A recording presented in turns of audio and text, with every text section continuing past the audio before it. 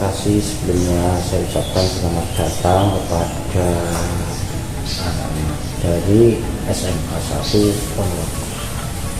Silsilah Mbah Kiai Haji Ibrahim Bedi ini, beliau adalah putra Mbah Kiai Haji Imam Ghazali Cokro Menggalan.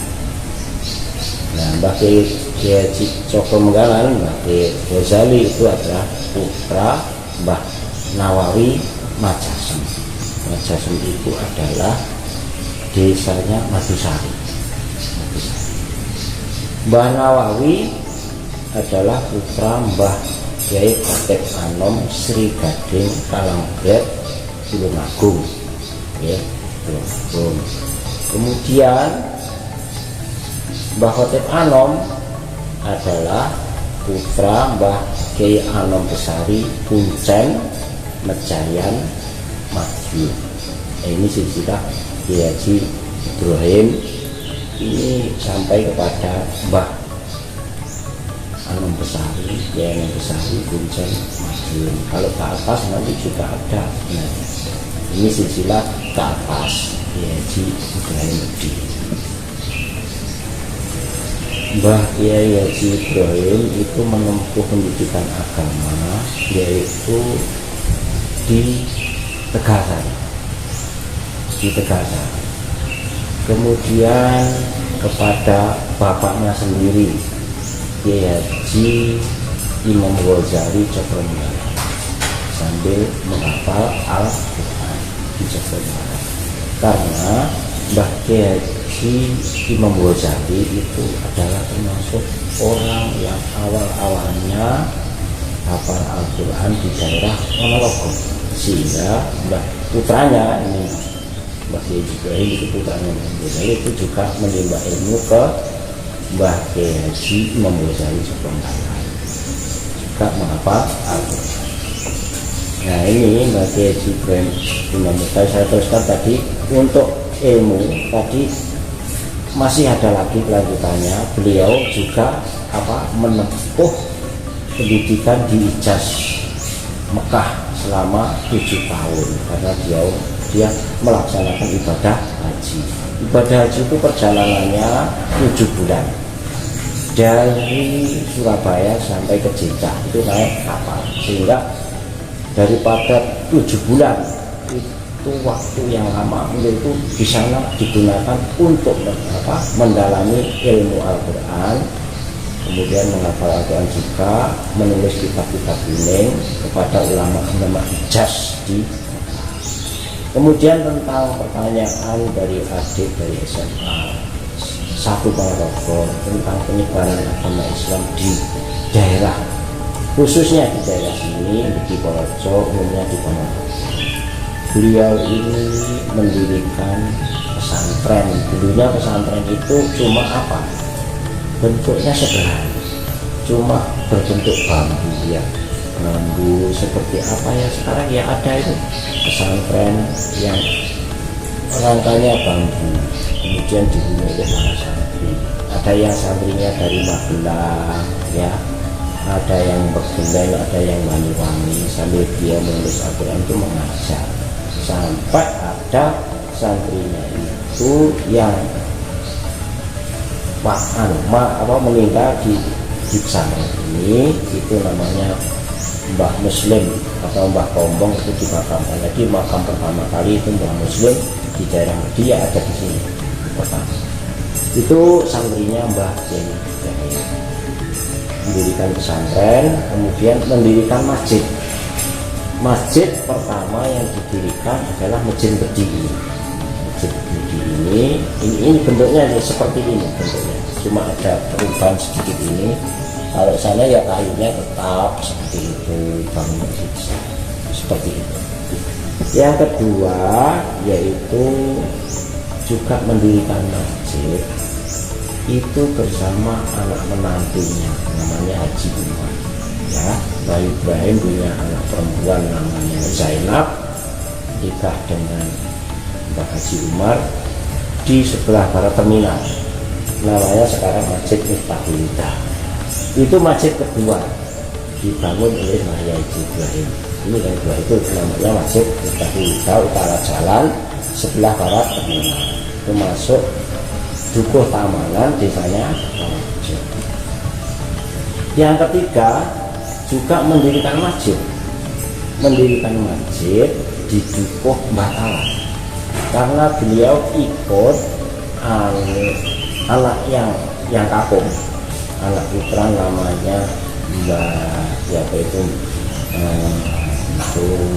pokoknya anak laki-laki berada di desa Batalan sana, mendirikan namanya Mbak Kiai Haji Ridwan.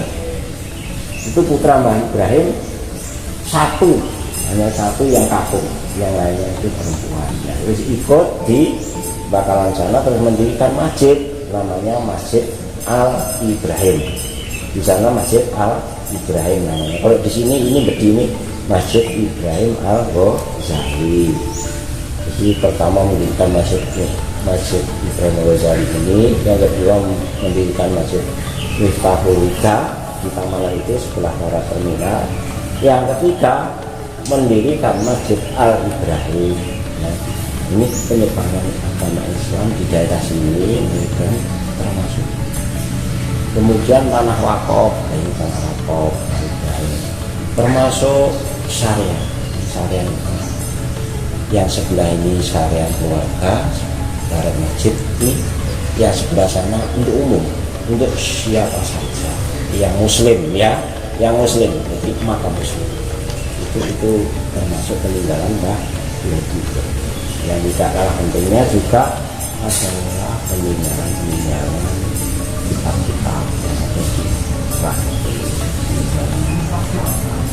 Jadi bukti daripada itu sangat mencintai dan menulis kitab. Sebab apa? Sebab zaman dulu memang ya zaman Belanda yang diajarkan oleh kiai itu guru pegon. Jadi kiai itu dulu mengajar itu namanya huruf miring, namanya huruf pegon. Jadi umpamanya menulis alhamdulillah puji beribadah kepada Allah itu miring, tulisannya miring zaman dulu itu ya. Ini namanya tulisan pegon. Nah ini penyebaran Islam oleh Mbah Haji. Nah ini hambatannya katanya konon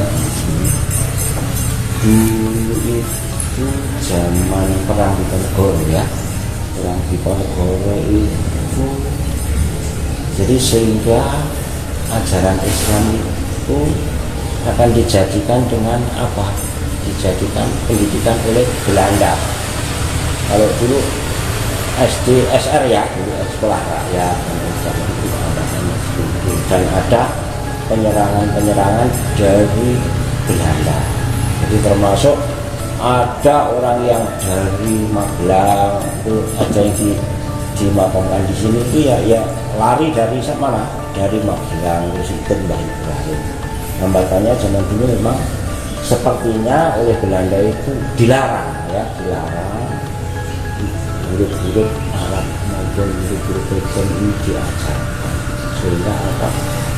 Dianggap mengganggu stabilitas daripada pemerintah Belanda. Ini hambatannya seperti itu ya. Ya ini selain masjid itu tadi sudah saya katakan, selain masjid ya tanah peninggalan ya untuk persarian umum. Kemudian tanah peninggalan ini sekitar masjid ini. Kemudian yang untuk TTG itu ya tanah-tanah wakaf. Kemudian yang menulis Al-Quran itu tadi peninggalan ya, ini peninggalan Mbah Haji dan antara lain ya seperti itu. Jadi ya ini akhir-akhir ini memang banyak ya, terutama kalau musim liburan ya, musim liburan itu kadang-kadang sekarang kan ada semacam ada gerakan atau timbul dalam hati untuk ziarah makom daripada pemuka-pemuka agama di Ponorogo.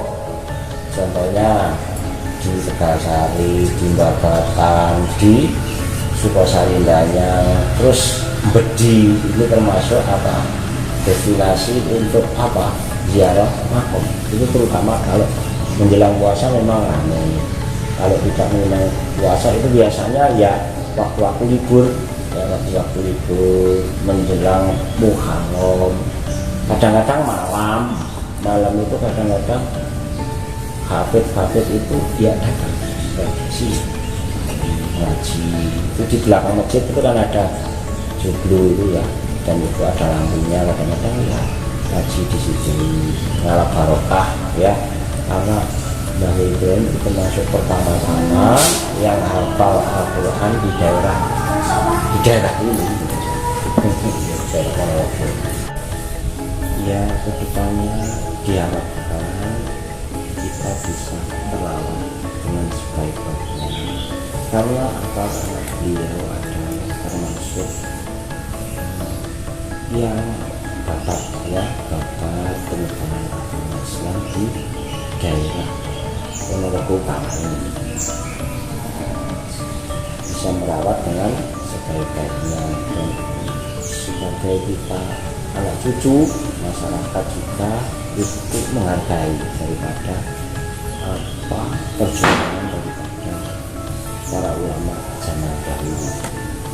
Ya, harapan kami sebagai orang tua pada adik-adik, pada anak-anak muda itu bisa menghargai sejarah, bisa menghayati daripada sejarah. Sebab apa? Sebab sejarah itu penting. Sejarah itu penting.